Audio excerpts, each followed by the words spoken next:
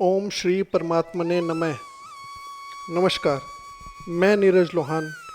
आप सभी का स्वागत है हमारी श्रीमद् भगवत गीता की क्रमबद्ध व्याख्या श्रृंखला में।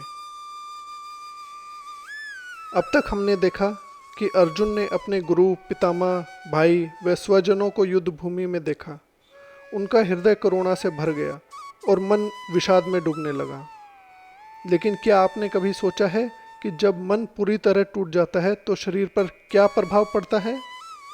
आज हम भगवत गीता के प्रथम अध्याय के 28वें और 29वें श्लोक का अध्ययन करेंगे। ये दोनों श्लोक अर्जुन के मन और शरीर की उस अवस्था का वर्णन करते हैं जहाँ भावनाएं इतनी प्रबल हो जाती हैं कि उनका प्रभाव पूरे शरीर पर दिखाई देने लगता है। आइए श्लोकों का सरल भावार्थ और शब्दार्थ सुनते हैं। अर्जुन भगवान श्री कृष्ण से कहते हैं, हे कृष्ण, अपने इन स्वजनों को युद्ध के लिए खड़ा देखकर मेरा अंग शिथिल हो रहा है, मेरा मुख सूख रहा है, मेरा शरीर कांप रहा है, रोम रोम खड़ा हो रहा है, मेरा गांडीव हाथ से फिसल रहा है और मेरी त्वचा भी जल रही है। यह केवल एक योद्धा की कमजोरी नहीं है, यह उस मनुष्य की अवस्था है जो अपने जीवन का सबसे कठिन निर्णय के सामने खड़ा है। अब तक अर्जुन केवल युद्ध को देख रहे थे, अब वे स्वयं को देखने लगे हैं। उनके भीतर चल रहा भावनात्मक संघर्ष शरीर पर स्पष्ट दिखाई देने लगा है। ध्यान दीजिए, भगवान श्री कृष्ण अभी भी मौन हैं। वे अर्जुन को पूरा अवसर दे रहे हैं कि वे अपने मन की हर बात कहे। यही एक सच्चे गुरु की पहचान है। वह पहले सुनता है, फिर समाधान देता है। यह हमें भी सिखाता है कि जब मन अशांत हो तो पहले उसे दबाने की बजाय समझना चाहिए।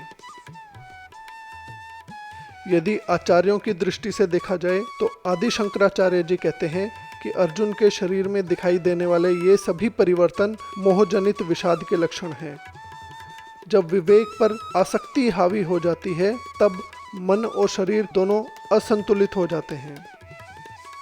श्री रामानुजाचार्य जी बताते हैं कि अर्जुन का यह विषाद उनके कोमल हृदय का प्रमाण है, लेकिन केवल भावनाओं के आधार पर निर्णय लेना उचित नहीं। इसलिए भगवान उन्हें धर्म और कर्तव्य का वास्तविक रूप समझाने वाले हैं। श्री माधवाचार्य जी के अनुसार यह श्लोक मानव मनोविज्ञान का अत्यंत यथार्थ चित्रण है।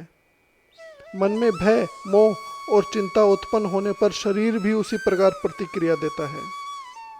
तीनों आचार्यों का निष्कर्ष यह है कि जब मन असंतुलित होता है तो शरीर भी उसका प्रतिबिंब बन जाता है। आधुनिक जीवन में यदि देखें तो हमारे पास अनेक इसके उदाहरण मिलते हैं। क्या हमने कभी ऐसा अनुभव नहीं किया है? किसी इंटरव्यू से पहले हाथ का कांपना, किसी बुरी खबर के बाद गले का सूख जाना, परीक्षा के समय पेट में घबराहट होना, किसी प्रियजन की बीमारी में पूरी रात नींद न आना। ये केवल शारीरिक समस्याएं नहीं हैं, ये मन की भाषा है। गीता हमें सिखाती है कि शरीर के लक्षणों को समझने से पहले मन की स्थिति को समझना आवश्यक है। जब मन में श्रद्धा, धैर्य और सही दृष्टि आती है तब शरीर भी धीरे धीरे शांत होने लगता है।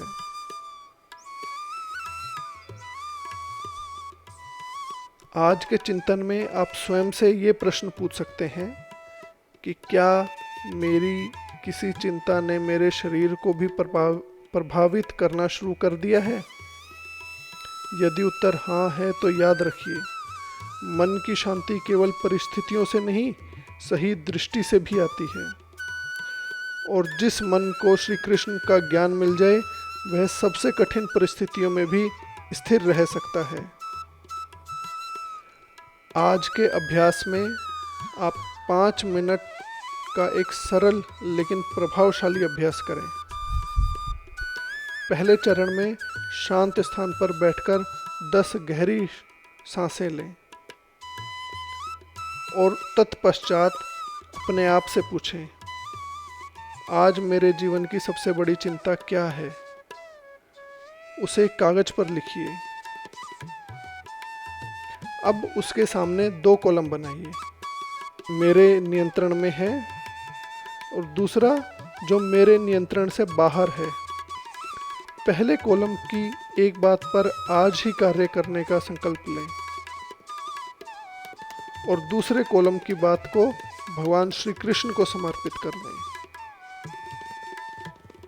और आज ये संकल्प लीजिए कि मैं अपने मन की अशांति को पहचानूंगा, उसे दबाऊंगा नहीं, श्रद्धा, धैर्य और भगवान के मार्गदर्शन से अपने कर्तव्य पर आगे बढ़ूंगा।